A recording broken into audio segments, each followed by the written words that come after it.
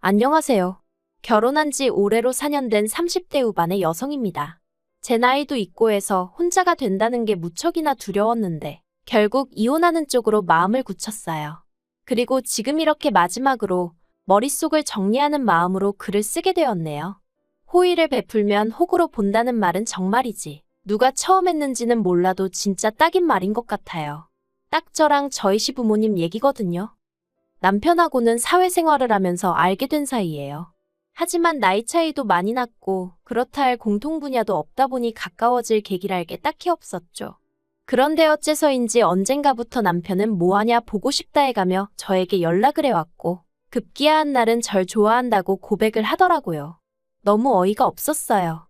아무리 연상연하 커플이 유행이라지만 그게 제 이야기가 될 줄은 꿈에도 상상을 못했으니까요. 아무튼 처음에 저는 남편의 고백을 단칼에 거절했습니다. 그런데 남편은 쉽게 포기하지 않대요. 이후로도 거의 2년 가까운 시간 동안 한 번만 기회를 달라며 저에게 매달렸거든요. 그리고 남편의 한결같은 그리고 무조건적인 애정 공세에 저는 결국 마음의 문을 열게 되었죠. 남편의 조건은 제가 평소에 가지고 있던 제 나름의 기준에 미치지 못했지만 크게 개의치 않았습니다. 참고로 저희 남편에 대해서 이야기를 좀 해보자면 사업을 실패하신 시부모님 밑에서 자란 시부모님 눈에만 잘난 평범한 직장인 정도로 말할 수 있겠네요. 반면에 저는 제 입으로 이렇게 표현하기가 껄끄럽긴 하지만 그래도 꽤나 사는 집의 외동딸이었죠. 친정부모님은 두 분 다 강단에 서시는 분들이셨고 대대로 물려받으신 재산도 있으셨거든요. 그리고 그 재산의 일부를 저에게 일찍이 물려주신 덕분에 제 앞으로는 월세가 나오는 원룸도 몇 개 있었고 이와는 별개로 저도 남편처럼 직장을 다니고 있었으니 어떻게 들릴지 모르겠지만 제가 남편보다 나이가 많다는 점을 제외하고는 제가 남편에게 부족한 점은 없었다고 생각해요. 하지만 시댁에서는 제 나이를 흠잡아 결혼을 반대하셨고 친정에서는 반대까지는 아니었지만 그래도 시댁 형편이 어려우면 분명히 제가 스트레스를 받는 순간이 올 거라며 걱정 정도는 하시는 눈치셨어요. 하지만 어째서인지 시댁의 반대는 오래가지 않았습니다. 나중에 알고 보니 남편이 제가 가진 재산이라던가 그런 걸 시부모님에게 죄다 말씀을 드렸었다네요. 그러자 시부모님도 못 이긴 척 저희 결혼을 허락해 주셨던 거고요.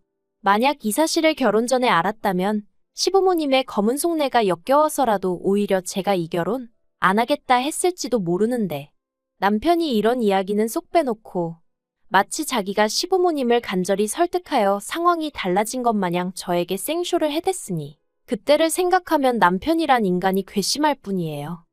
아무튼 어찌저찌 허락은 받아서 결혼 준비를 시작했는데 앞서 언급한 대로 시댁은 사업 실패로 가세가 무척이나 기울어져 있다 보니 결혼을 하는 데 있어서 어떠한 도움도 기대할 수 없는 상황이었습니다.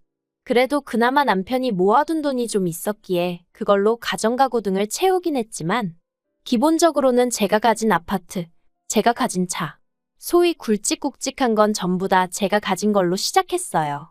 그래도 정말이지 시부모님한테 서운한 티 한 번 내본 적 없었습니다. 그냥 없으니 그러셨겠지 하고 말았죠. 친정부모님도 말씀하시길 있는데 안 해주시는 것도 아니고 없어서 못 해주는 사람들 마음은 오죽하겠느냐며 저더러 그걸 탓하면 안 된다 하셨으니까요. 그리고 막상 결혼하고 살아보니 시부모님이 나쁘신 분들은 아니셨어요. 특히 어머님께선 제가 그간 들어왔던 시어머니의 모습과는 많이 달랐죠. 저한테 이래라 저래라 시키시는 것 일절 없으셨고 제가 작은 선물이라도 하나 해드리면 얼마나 좋아해 주셨는지 몰라요. 명절에도 시댁뿐만 아니라 친척집까지 돌아다녀야 하긴 했지만 그래도 저한테 일은 시키지 않으셨어요. 물론 그렇다고 저도 가만히 있던 건 아닙니다. 자발적으로 요리도 하고 설거지도 하고 어머님이 워낙 뭘 시키시지 않으셨으니 오히려 저도 눈치껏 싹싹하게 움직이게 되더라고요. 저는요 정말이지 솔직히 이 정도 고부관계면 어디 가서 말하기 남부끄럽지 않은 사이라고 생각했네요. 하지만 저 혼자만의 착각이었을까요? 시작은 아버님의 유일한 수입원이 끊어지면서였어요.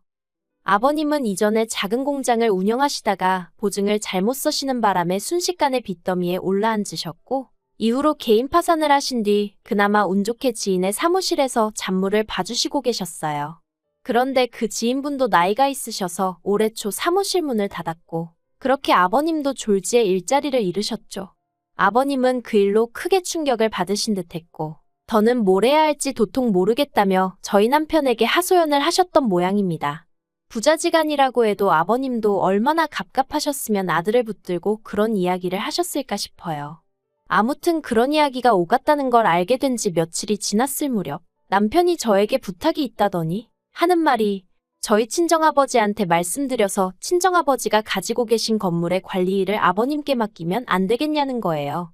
솔직히 좀 당황스러웠지만 일단은 알겠다고 한번 여쭤보겠다고 했습니다. 하지만 너무 기대는 하지 말라고 했어요. 제가 알기로는 이미 건물마다 관리해 주시는 분들이 계시기도 했고 다들 저희 가족과 오랜 인연이라서 한 분이라도 스스로 관두시지 않는 한 친정아버지 성격에 내보내시진 못하실 게 분명했으니까요.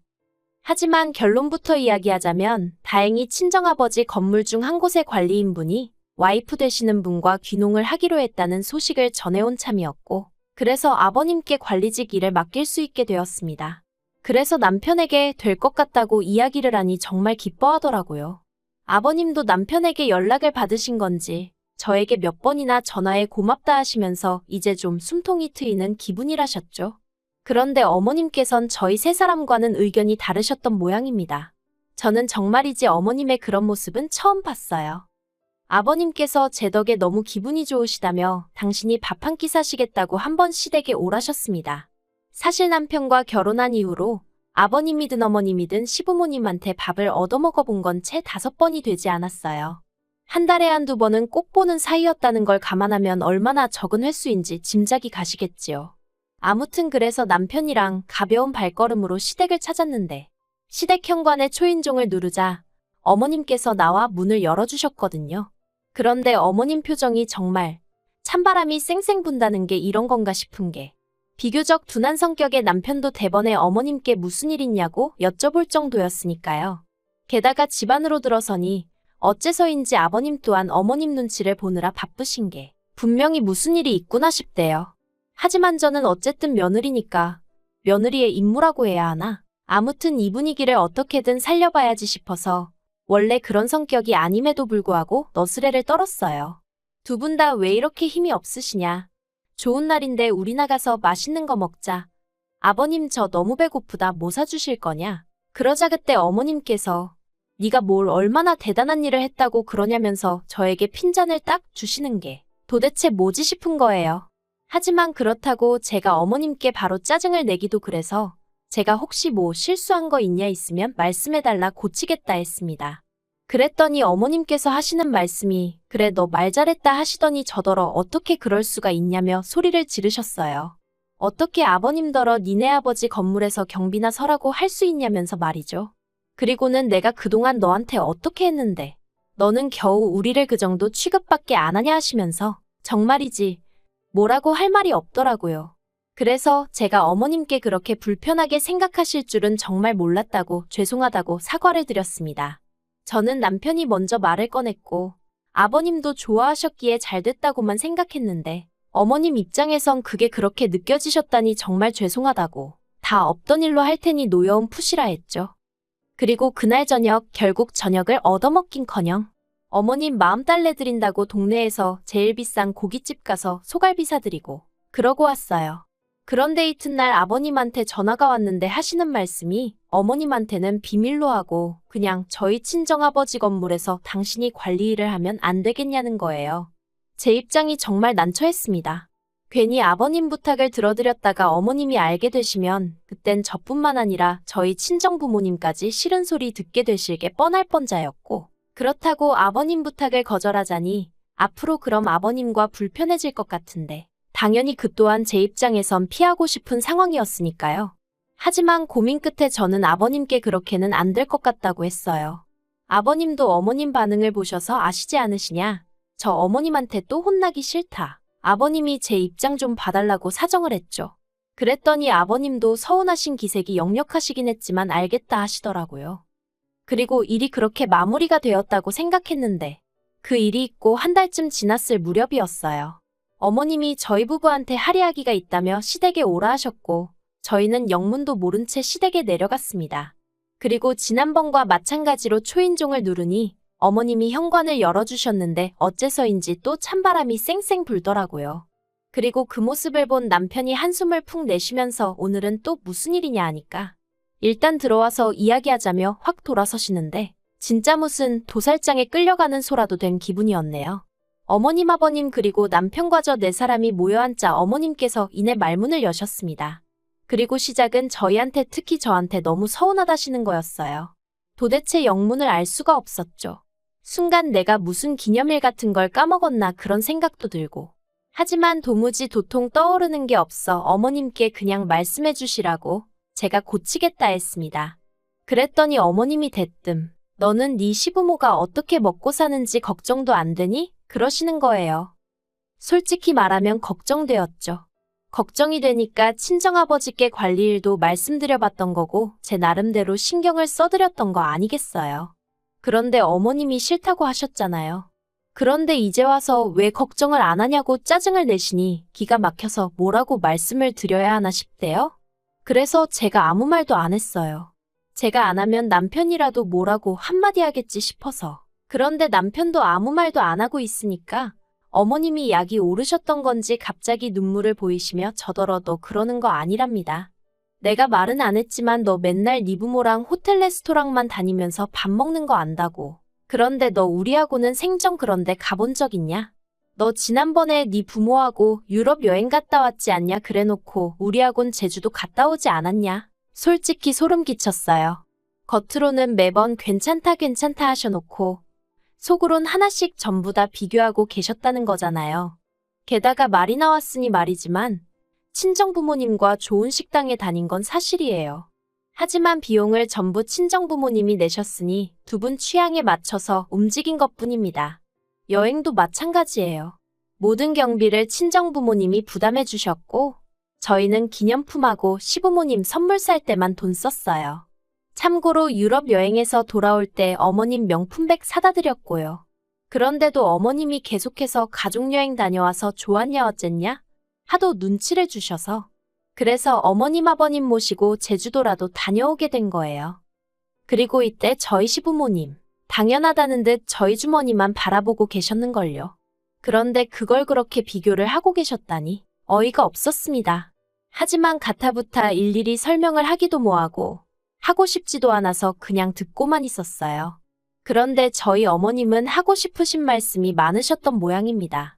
그쯤에서 끝내시지 않고 덧붙이시기를 시부모도 부모라면서 앞으로 당신들 생활비로 달에 200만 원씩 보내래요. 저희 친정부모님이 만약 이런 상황이면 모른 척 했겠냐고. 아니 네가 200만 원만 주고 말았겠냐면서 정말이지 더는 안 되겠다 싶어서 결국 한마디 했습니다. 어머님 말씀대로 시부모도 부모인데 어째서 시부모님은 저희를 챙겨주시기는커녕 저희한테 받으실 궁리만 하시느냐고. 저희 친정부모님은 가진 거 하나라도 더 주지 못해서 안달이신데 어쩌면 이렇게 다르냐 했죠. 그랬더니 어머님이 적어보라고 그동안 잘해준 거 하나 소용없다면서 저더러 이제껏 속으로 그딴 생각이나 하고 있었으니 저런 말이 나오는 거라며 생사람을 잡으시더라고요. 더는 대화를 해봤자 말이 통할 것 같지 않아 자리에서 먼저 일어났습니다. 그리고 남편에게 어머님 아버님하고 대화 잘 나누고 오라고 한마디 하고 먼저 돌아서서 나오는데 남편이 쫓아나오더라고요. 그리고는 이렇게 가면 어떡하냐면서 얘기를 좀 하자더니 한다는 말이 솔직히 자기도 어머님이 심하신 거 안돼요. 도가 지나치셨고 자기가 대신해서 사과하겠다고요. 그런데 저는 며느리라 모르겠지만 자기는 아들이라서 그런가 자기 부모님 입장이 이해가 안 가는 건 아니랍니다. 저더러 생각해보라면서 저희 부모님은 삐까뻔쩍하게 해놓고 사시는데 어머님 아버님은 그렇지 못하니 얼마나 자존심이 상하셨겠냐고 황당하더라고요. 어머님 아버님이 왜 당신들 스스로를 저희 친정부모님과 비교를 하시는 건지도 모르겠고 설령 비교하시고 속상하셨다고 한들 그게 저나 저희 친정부모님의 잘못도 아닌데 왜 저에게 화를 내시는 건지도 이해가 안 됐으니까요. 그런데 남편은 계속해서 그러니까 그냥 불쌍한 사람들이다 생각하고 한 달에 200씩 드리잡니다. 원룸 3개 월세 합치면 그 정도 되지 않냐면서 그 돈은 제가 힘들게 노력해서 버는 돈도 아니니 괜찮지 않냐고. 우리는 그거 없어도 살잖아 하는데 어이가 없었죠. 그래서 싫다고 했어요. 이러나 저러나 친정부모님이 나 여유있게 마음 편히 지내라고 주신 건데 그렇게는 못 드린다 했습니다. 그리고 당장 우리 친정부모님도 아직 현역에서 일하고 계시는데 아버님 어머님은 왜 못하시냐? 두 분도 뭐든 찾아서 하시라고 해라. 두 분이 버셔도 부족하면 내가 그때 가서 생각은 해보겠다. 하지만 아무것도 안 하고 계시면서 무턱대고 나한테 생활비를 달라 하니 당신이 듣기에도 억지스럽지 않냐? 그러자 남편 얼굴색이 울그락불그락 하더니 저한테 정말 너무하대요. 자기가 이렇게까지 자존심 버리고 부탁을 하는데 그러면 좀 못 이긴 척 드릴 수 있는 거 아니냐면서 저더러 돈이라면 환장을 한 거냐고 세상엔 돈보다 중요한 게 많다나요? 그리고는 자기가 어떻게든 어머님 아버님한테 제 이야기를 잘해주려고 했는데 미워서 그러기 싫답니다. 이참에 어머님 아버님한테 점수가 왕창 깎였을 텐데 저더러 알아서 하래요. 이제 어머님이 시집살이 시키셔도 자기는 제 편도 안 들어줄 거고 저희 친정부모님한테도 싹싹하게 안 하겠답니다. 제가 먼저 양가부모님을 차별하니까 자기도 저희 친정부모님하고 시부모님을 달리 대하겠다나요? 그래서 그러라 했어요. 그럴 거면 사위는 뭐하러 하냐? 나는 뭐하러 니네 집 며느리하고. 이참에 다 때려치자고 했죠. 그리곤 열받아서 혼자 차 끌고 집에 왔습니다. 그리고 정말 어이없게도 남편이 집에 안 들어왔어요. 회사에 출근은 했는지 어쨌는지 모르겠지만 아무튼 4일이란 시간 동안 집을 비웠죠. 남편은 제가 전화라도 해서 어르고 달랠 줄 알았던 모양인데 저는 그럴 생각이 조금도 없었습니다. 어찌나 생각할수록 괘씸하던지 남편에게 이혼하자 했고 어머님 아버님께도 마음에 드는 새며느리 보시라 저는 이 며느리 자리 내려놓겠다 문자를 보내놓은 상황이에요. 남편은 어디 한번 해보자고 답장이 왔는데 제가 부양 의무를 져버렸으니 이혼의 귀책 사유가 저한테 있다나요? 어이가 없어서 그래 정말 해볼 테면 해보자고 했습니다.